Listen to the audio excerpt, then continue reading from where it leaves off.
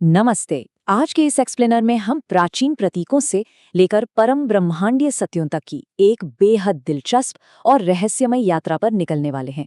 आज हम सिर्फ मिथकों की बात नहीं करेंगे, बल्कि उन गहरे रहस्यों को डिकोड करेंगे जो सदियों से हमारे सामने मौजूद हैं। तो चलिए, बिना किसी देरी के शुरू करते हैं। हम सभी ने बचपन से ही एक शब्द लगातार सुना है, भगवान। लेकिन क्या आपने कभी गहराई से सोचा है कि आखिर भगवान कौन है?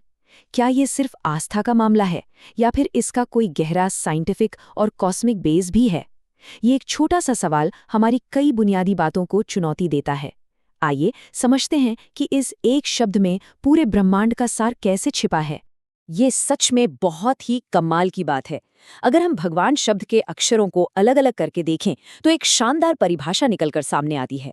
भ से भूमि, ग से गगन यानी आसमान, व से वायु, अ से अग्नि और न से नीर यानी जल। मतलब सीधा सा अर्थ ये है कि जो शक्ति इन पांचों तत्वों को यानी पूरे पंच तत्व को बैलेंस कर सके, अपने कंट्रोल में रख सके, असल में वही भगवान है। ये कोई आम टाइटल नहीं है, बल्कि पूरी प्रकृति पर पूर्ण अधिकार का प्रतीक है। तो आज के हमारे इस एक्सप्लेनर का एजेंडा कुछ ऐसा रहेगा। पहला, भगवान का वास्तविक अर्थ। दूसरा, डमरू और वासुकी का रहस्य। तीसरा, त्रिशूल और त्रिदेव।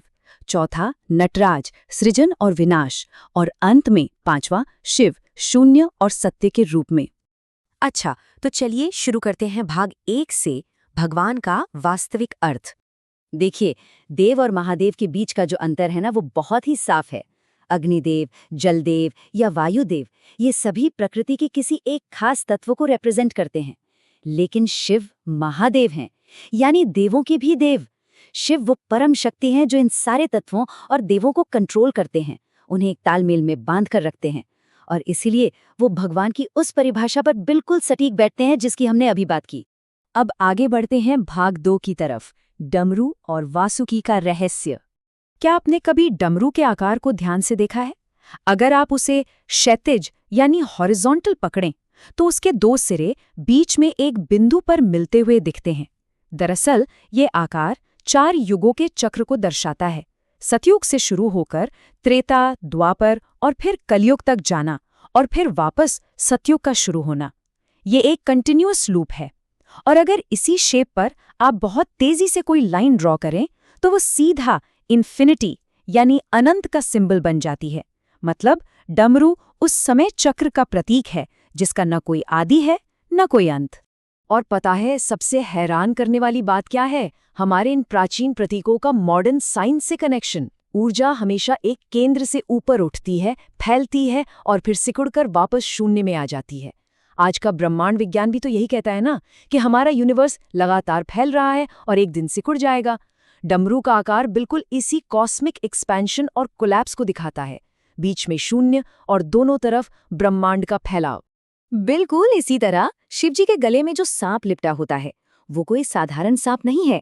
ये सर्पों के राजा वासुकी हैं, जो शेषनाग के भाई हैं। शिव जी का इन्हें एक आभूषण की तरह पहनना ये दिखाता है कि वो समय और मृत्यु से पूरी तरह आजाद हैं, फ्री हैं। और आध्यात्मिक नजरिए से देखें तो वासुकी हमारे ही भीतर मौजूद सुप्त कुंडलिनी ऊर्जा का भी प्रतीक है। इस सांप को वश में करने का सीधा सा मतलब है समय और अपनी आंतरिक ऊर्जा दोनों पर पूरा कंट्रोल होना। चलिए अब आते हैं भाग 3 पर, त्रिशूल और त्रिदेव। त्रिशूल के जो 3 कांटे हैं वो दरअसल ब्रह्मांड की 3 सबसे बुनियादी शक्तियों को दर्शाते हैं। पहला कांटा ब्रह्मा जी का प्रतीक है, जो इस सृष्टि के रचयिता हैं। दूसरा कांटा भगवान विष्णु का है, जो पूरे यूनिवर्स को बैलेंस कर रहे हैं, उसका पालन कर रहे हैं। और तीसरा कांटा स्वयं महेश यानी शिव का प्रतीक है, जो विनाशक हैं। पृथ्वी के बनने से लेकर उसके चलने और अंत में उसके समाप्त होने तक का पूरा साइकिल इस एक त्रिशूल में समाया हुआ है। और ये बात तो बिल्कुल माइंड ब्लोइंग है। ऐसा माना जाता है कि ब्रह्मांड की रचना करते समय ब्रह्मा जी के मुख से निकला पहला शब्द ओम था। और आपको जानकर हैरानी होगी कि नासा ने हाल ही में अंतरिक्ष की जो बैकग्राउंड नॉइज रिकॉर्ड की है, वो हूबहू ओम की ध्वनि जैसी ही है। ये सच में पूरे ब्रह्मांड की एक मूल लय है। अब बात करते हैं भाग 4 की, नटराज, सृजन और विनाश। नटराज की इस आकृति में एक पूरी की पूरी ब्रह्मांडीय कहानी छिपी है। ध्यान से देखिए, एक तरफ उनके दाहिने हाथ में डमरू है, जो क्रिएशन यानी निर्माण का प्रतीक है। वहीं बाएं हाथ में अग्नि है, जो डिस्ट्रक्शन यानी विनाश को दिखाती है। ये दोनों एकदम अपोजिट ताकतें एक ही रूप में मौजूद हैं। उनका निचला हाथ अभय मुद्रा में है, जो ये भरोसा दिलाता है कि आप सुरक्षित हैं। और सबसे नीचे उनका एक पैर अपस्मार नाम के एक बौने राक्षस को कुचल रहा है, जो असल में हमारे अज्ञान यानी इग्नोरेंस का प्रतीक है। मतलब शिव एक ही समय में ब्रह्मांड को रच भी रहे हैं और अज्ञानता को मिटा भी रहे हैं।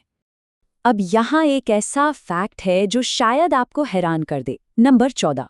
ये जानना बहुत दिलचस्प है कि अपने तांडव नृत्य के बाद भगवान शिव ने पूरे 14 बार डमरू बजाया था, और उन्हीं 14 ध्वनियों से संस्कृत व्याकरण के बेसिक रूल बने थे, जिन्हें माहेश्वर सूत्र कहा जाता है।